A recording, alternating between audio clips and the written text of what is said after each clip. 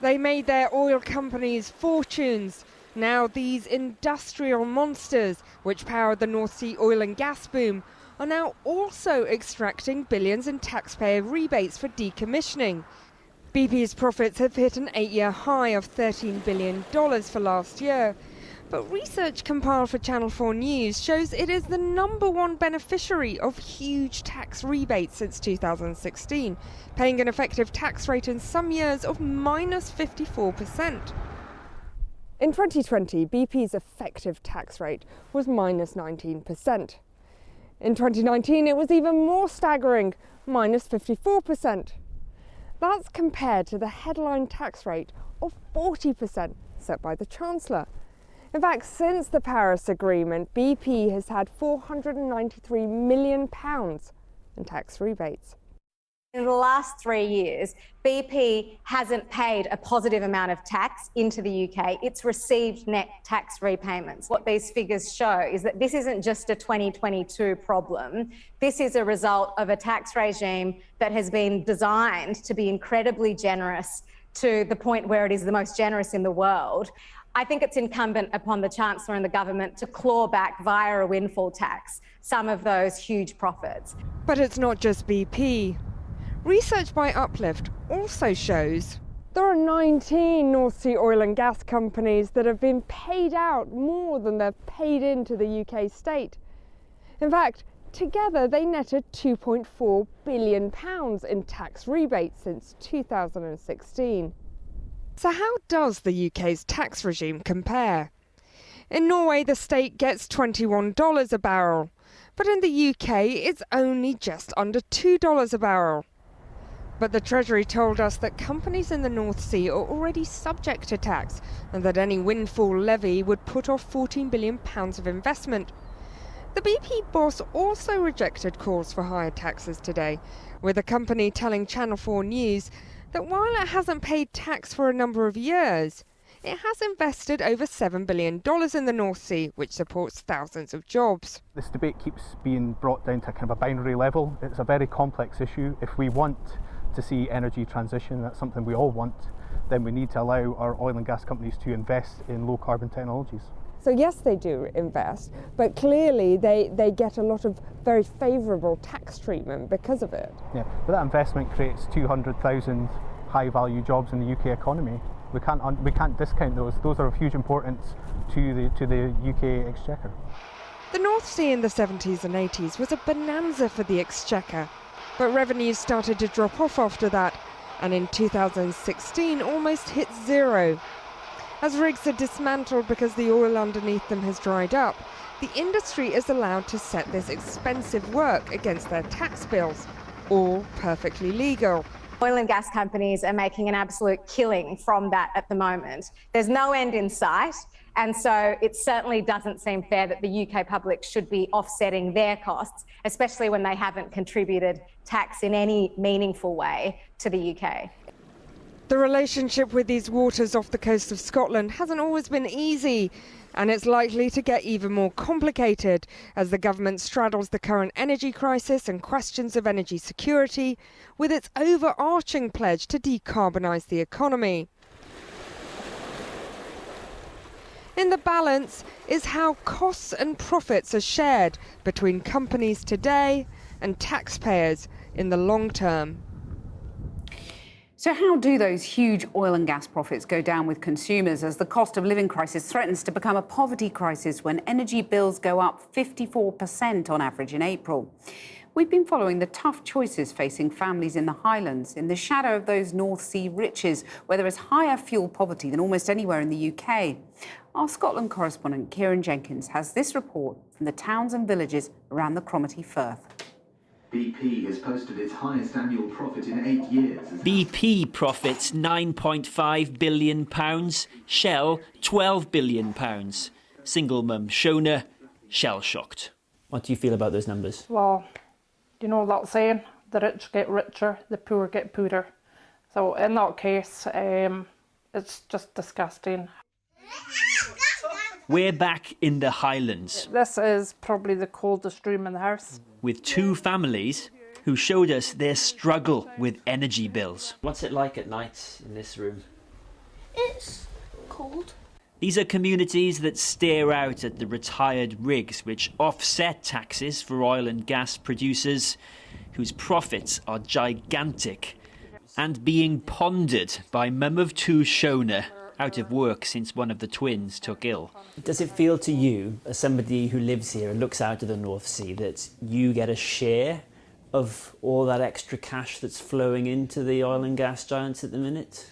I can dream, if only. And probably for the rest of the families up here, no. Come down here and play with some toys.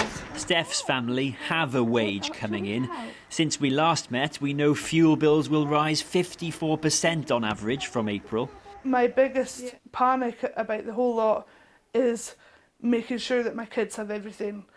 You know, obviously they need fed, you know, they need heating and what have you. And that's my biggest worry, is not being able to have that stuff here for them. Sienna is 13 and has made her own adjustments. I just used to see something in the shop and I'd ask my mum for it, like a new mirror or a new hairbrush or whatever. But I feel like I can't do that anymore. Do you think your mum is doing a good job of protecting you from these worries about money? Yeah, she does a really good job. Business is worried too. We go with Steph to the Highland Chalets. It's one of the most beautiful holiday parks in the north of Scotland. If you say so yourself. Yes. Of Grandad Eddie. 21 energy-guzzling holiday lets here. But Dutchman Eddie has no particular beef with BP and the amount of tax it pays, or even doesn't pay. I have a business and I have an accountant, and if you have a good accountant, he makes sure that you pay as less tax as possible. With bills rising, though, so are the rates to stay here. We have to do it. We have to make our prices higher, even to stay on the same level, kind of thing. And so, across the economy, we're paying more, driven by rocketing energy prices.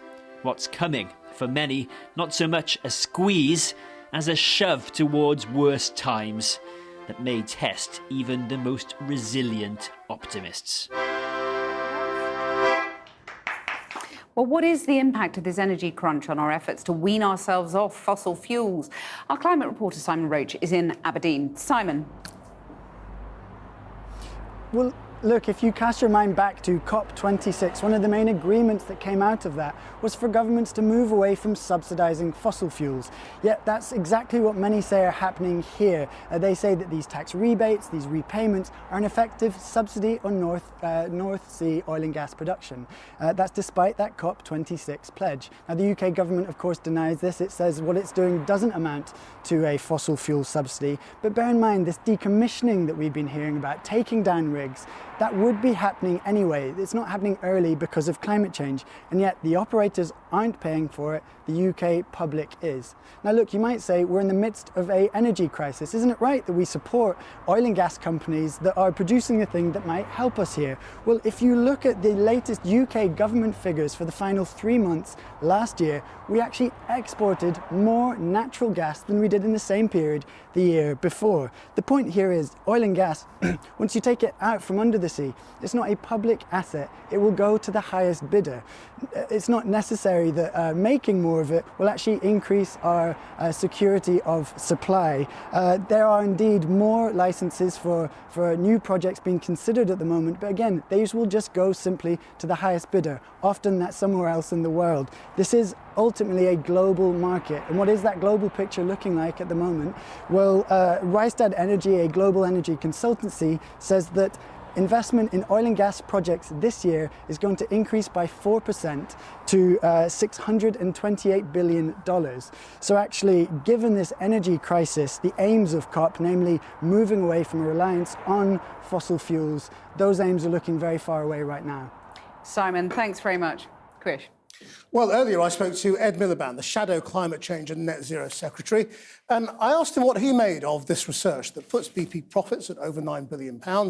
And rather than paying a big chunk of that in tax, they turn out to be recipients from the taxpayer. It's really important research that you've commissioned, And I think it shows that the oil and gas companies have enjoyed a very tax-advantaged position in the UK relative to other countries. And then this year, we're obviously seeing booming profits that they are making. And I think there is an almost unanswerable case for a windfall tax. You know, you've seen BP today, the highest profits in 8 years. Shell last week, massive profits. We're talking about £14 billion. And crucially, they are spending a lot of this money, it's certainly true of BP today, Shell last week, on buying back shares. I mean, they are flush with cash. In the resonant words of Bernard Looney, the head of BP, it's the crisis is like a cash machine for the company. And, you know, I think the case for the windfall tax is growing. We're going to keep making that case. And crucially, Krishnan, it's so we can help all of those families facing terrible hardship in the coming months and who the Chancellor has frankly not produced a solution remotely equal to the scale of the crisis. But BP will also point out that, look, last year they lost 18 billion. This year they're making a profit and you want to take it away from them. You know, oil prices go up and down and it does have an impact on their profits and losses. And, you know, this is business. It is business, but I think in the case of what is an extraordinary series of events to which we as a country are very exposed, the trebling of gas prices, there is a national interest decision for government, which is, do we take an extra slice, an extra 10% is what our proposal is, of these companies' profits to directly help those in need and those facing hardship. We put forward a proposal that would help give help to 9 million of the poorest families, £600 off their bills, almost covering the increase that we're seeing. So do we in the national interest make that decision, as chancellors have done in the past, or do we shrug our shoulders and say, it's fine, you just carry on, do the share buybacks, pay out the dividends, and, you know, frankly, families in need will face desperation in the months ahead? I mean, the Adam Smith Institute say it's economically illiterate because you're just punishing companies who then won't be able to invest. They would say that, wouldn't they? Let me put it this way to you, Christian. If you find 20 quid on the street and you give £10 to your neighbour, you still 10 quid up, right? And these companies are getting a huge windfall. We're proposing to increase the tax from essentially 40% to 50%. They still get to keep 50% of their profits. Okay. Now, what about? And that seems eminently reasonable. And I think what's really interesting is that you've got charities calling for this, Conservative MPs calling for this. I think this is a growing movement, and we want to force the Chancellor to act in the budget. You know, they may have said no for now, but I think the scale of this emergency should force him to act, and we're going to do everything we can to make that happen. Okay. Now, but of course, the bigger context of this is net zero. And what we're seeing today are reports of 6 new oil and gas permits, you know, likely to be given by the government. Do you want them stopped? I mean, are you saying no more oil and gas as we transition to net zero, or do you accept that we should still produce it while we can? Look, what we need is a phased transition away from the North Sea. That's the most important thing. And any decisions that are made, and I don't know the details of these fields, some of them have already been approved apparently, I think any decision has got to be consistent with 1.5 degrees, with the global aim of keeping global warming to 1.5 degrees. But let me make this broader point, because I think it is relevant to your question. The answer to the crisis, the fossil fuel crisis we are facing, and this is a fossil fuel crisis, is not greater dependence and reliance on fossil fuels. The answer is to go further and faster on renewables, restarting our nuclear program, energy efficiency, and I'm afraid sort of suggesting, if what's being suggested is that the answer is somehow that gas will get us out of this, I don't agree with that. Ed Miliband, thank you very much. Thank you.